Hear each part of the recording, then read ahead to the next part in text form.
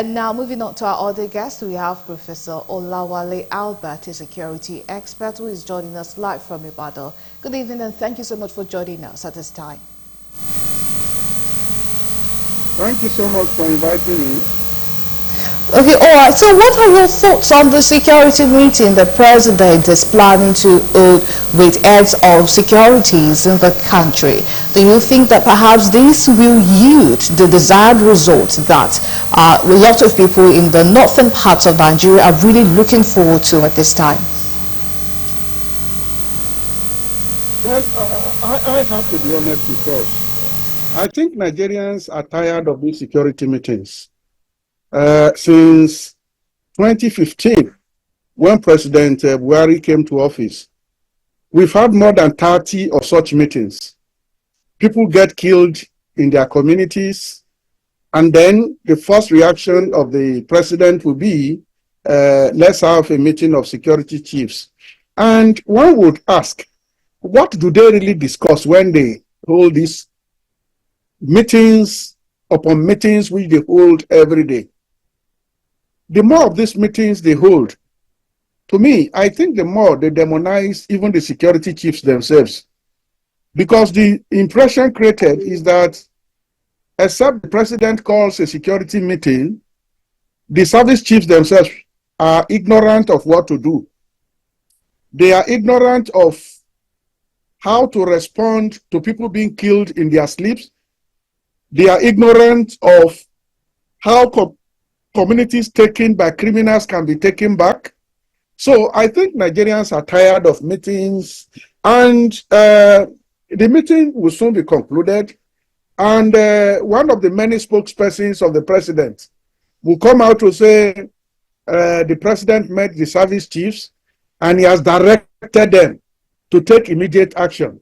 To me, the meetings that our presidents have been calling over this matter have not actually been able to solve any problems. Rather, what we see is an escalation of the problem. So to me, I think the meetings themselves are escapist. It's an attempt to pretend or to create the impression that something is being done. But obviously, Nigerians are tired and they know that not much is being done. Are we saying that we do not know those behind these problems? Because if you study the problems consistently, you see some signatures, signatures of crime. Those who are actually causing the problems, you know them. You know the communities they are most likely to invade. You know the patterns of their killing.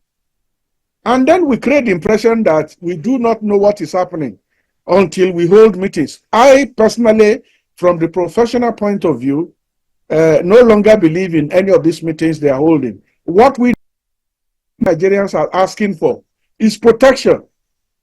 In other countries, people don't hold that type of meetings before actually dealing with security problems. We are not the only country in the West African sub-region that have these other issues. We are not the only country in the West African sub-region that is facing terrorism or insurgency. Why is it that we have decided to turn our country into a slaughter slum? Every day you find people being killed, 60 killed, 70 killed. Are we the only country in Africa? Right. The issue of insecurity is not a stranger to Nigeria. It's not a foreign concept to Nigeria. But in north central Nigeria, the type of insecurity happening there is a peculiar one, whereby these militias go there, they burn villages, they chase the people out of their place. Why do you think this particular scenario for this crime is particular in the north central region of Nigeria? And what do you think could be done to put an end to this? Well, the north central part of Nigeria is one of the most fertile. And when you look at the consistency of the attacks, what these people are trying to do is to take over the north central. But it's going to be pretty difficult to get the people of Plateau State out of their communities. It's going to be difficult to get the people of Benue State out of their communities. It's going to be difficult to keep killing people in southern Kaduna, southern Kaduna. So this violence will continue.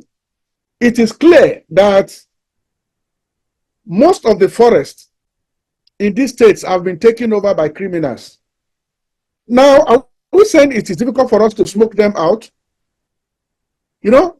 So to me, I think the problem basically is lack of political will to deal with the problem. And therefore, if one is going to make any recommendation, the first is for the Nigerian state to say, we are ready now to smoke these people out of the states that they are making ungovernable. So that is the first step. I don't think this idea of harming communities to defend themselves probably will be the first line of response to this problem. The first is for the president to be sincere in saying we want this problem to stop, and for the governors to be committed to stopping the problems. They know where the criminals are. They know their identity. So making recommendations on the television, as we are trying to do here, will not actually add to the solution, other than for those who are leading us to say, we have come to a point where we say enough is enough. And indeed, enough is enough. I've just returned to Nigeria. People are laughing at us across across Africa. People laugh at us. Why would the government allow citizens to be slaughtered like this on a daily basis? Are we the only country in the continent? Thank you for sharing your thoughts with us on Galaxy TV News. Thank you so much for honoring us with your presence. Thank you so much for inviting me.